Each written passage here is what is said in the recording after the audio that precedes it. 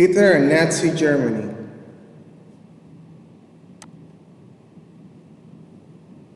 Hitler and Nazism. Adolf Hitler was born in Austria in 1889. A failure in school, he traveled to Vienna to become an artist, but was rejected by the Academy. Here, he developed his basic political ideas. At the core of Hitler's ideas was racism, especially anti-Semitism, hostility towards Jews. Hitler was also an extreme nationalist who knew how political parties could effectively use propaganda and terror. After serving 4 years in the Western Front during World War I, Hitler remained in Germany and entered politics. In 1919, he joined the little-known group Workers' Party, one of the several right-wing extremist nationalist parties in Munich. By the summer of 1921, Hitler had taken total control of the party.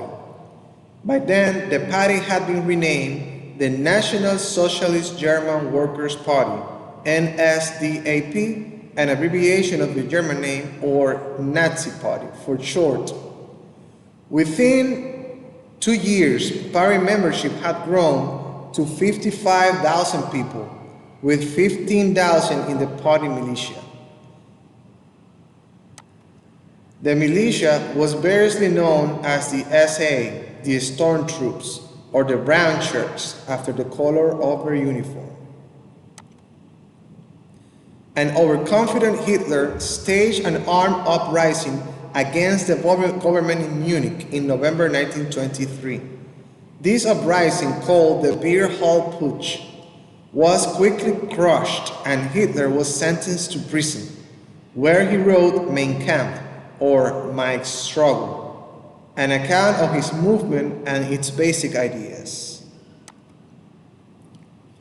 In Mein Kampf, Hitler links extreme German nationalism, strong anti-Semitism, and anti-communism together by a social Darwinian theory of struggle.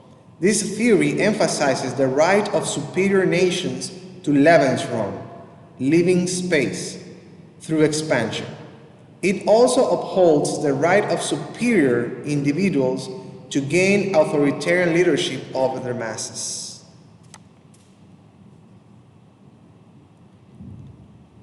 Rise of Nazism. In prison, Hitler realized that the Nazis would have to attain power legally, not by a violent overthrow of the Weimar Republic. This meant that the Nazi Party would have to be a mass party that could compete for votes. When out of prison, Hitler expanded the Nazi Party in Germany. By 1929, it had a national party organization. 3 years later, it had 800,000 members and had become the largest party in the Reichstag, the German parliament. No doubt, Germany's economic difficulties were a crucial factor in the Nazi rise to power. Unemployment had risen dramatically, growing from 4.35 million in 1931 to about 5.5 million by the winter of 1932. Hitler also promised a new Germany that appealed to nationalism and militarism. The Nazis take control. After 1930, the German government ruled by decree with the support of President Hindenburg. The Reichstag had little power. Increasingly, the right-wing elites of Germany, the industrial leaders, landed aristocrats, military officers, and higher bureaucrats, looked to Hitler for leadership. Under pressure, Hindenburg agreed to allow Hitler to become chancellor in 1933 and to create a new government. Within 2 months, Hitler had laid the foundation for the Nazi Party's complete control over Germany. Hitler's legal seizure of power came on March 23, 1933, when a 2/3 vote of the Reichstag passed the Enabling Act. This law gave the government the power to ignore the Constitution for 4 years, while it issued laws to deal with the country's problems. It also gave Hitler's later actions a legal basis. He no longer needed the Reichstag or President Hindenburg. In effect, Hitler became a dictator appointed by the parliamentary body itself. With their new power, the Nazis quickly brought all institutions under their control. They purged the civil service of democratic elements and of Jews, whom they blamed for Europe's economic woes. They set up prison camps called concentration camps for people who opposed them. All political parties except the Nazis were abolished.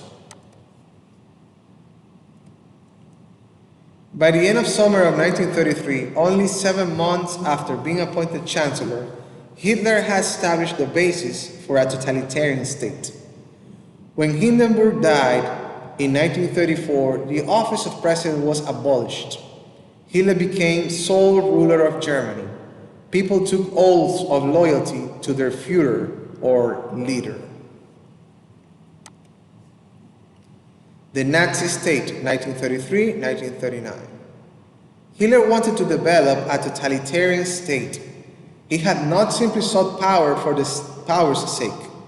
He had a larger goal, the development of an Aryan racial state that would dominate Europe and possibly the world for generations to come. Aryan is a term used to identify people speaking Indo-European languages. The Nazis misused the term by treating it as a racial designation and identifying the Aryans with the ancient Greeks and Romans and 20th century Germans and Scandinavians. The Nazis thought the Germans were the true descendants and leaders of the Aryans and would create an empire.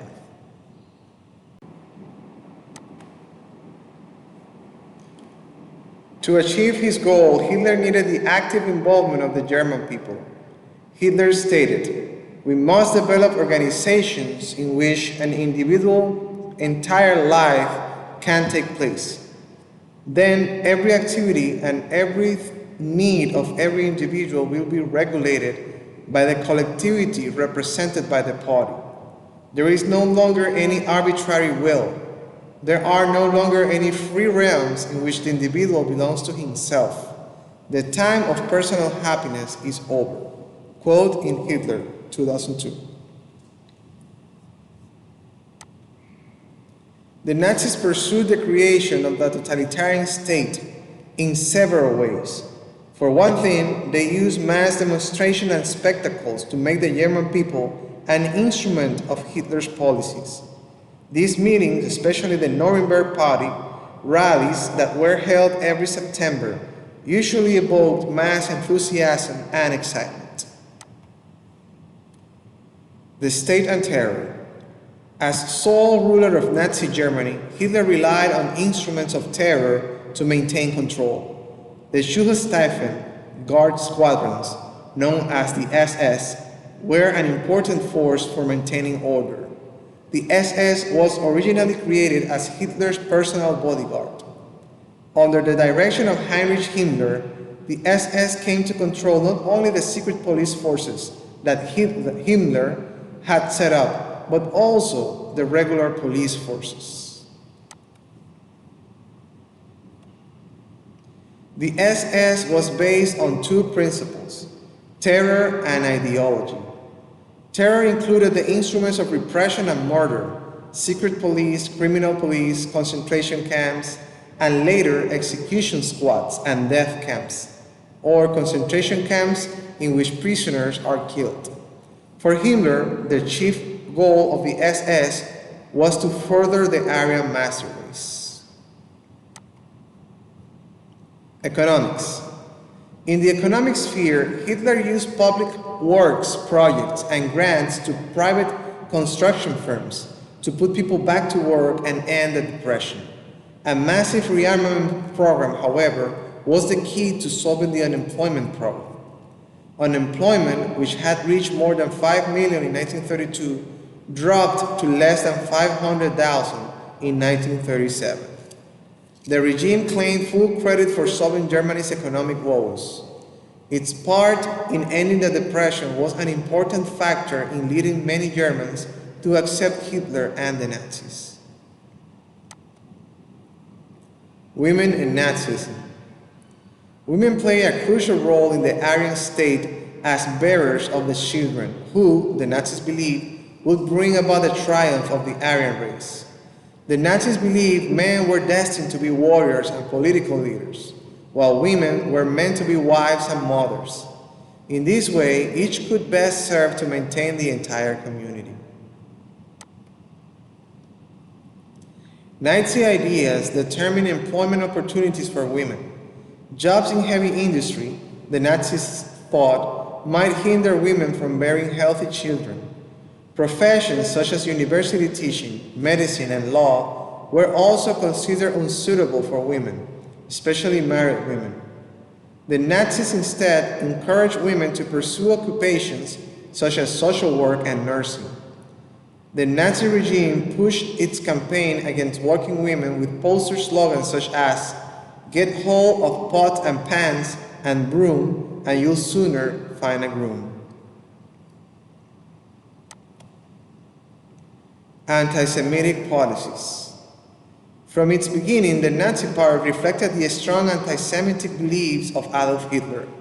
When in power, the Nazis translated anti-Semitic ideas into anti-Semitic policies. In September 1935, the Nazis announced new anti-Semitic laws at the annual party rally in Nuremberg. These Nuremberg laws defined who was considered a Jew, anyone with even one Jewish grandparent. They also stripped Jews of their German citizenship and civil rights and forbade marriages between Jews and German citizens. Eventually, German Jews were also required to wear yellow Stars of David and to carry identification cards saying they were Jewish. A more violent phase of Jewish anti-Semitism began on the night of November 9, 1938, Kristallnacht, or the Night of Shattered Glass. In a destructive rampage, Nazis burned synagogues and destroyed some 7,000 Jewish businesses in Germany, Austria, and in the Sudetenland in Czechoslovakia. 30,000 Jewish males were arrested and sent to concentration camps. Jews were now barred from all public transportation and all public buildings, including schools and hospitals. They were prohibited from owning, managing, or working in any retail store. Finally, under the direction of the SS, Jews were encouraged to emigrate from Germany. The fortunate Jews were the ones who managed to escape the country. A series of inventions in the late 1800s had led the way for a revolution in mass communications.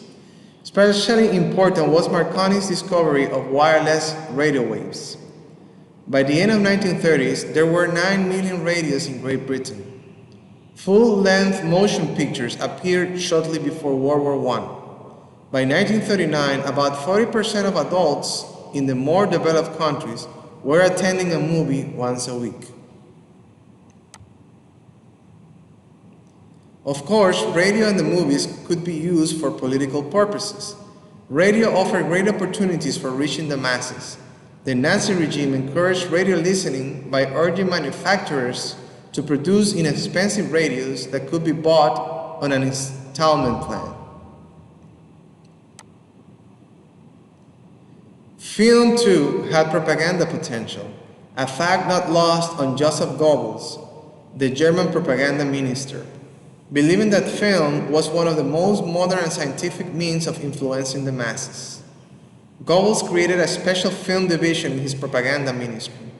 The film division supported the making of both feature films and documentaries, non-fiction films that carried the Nazi message.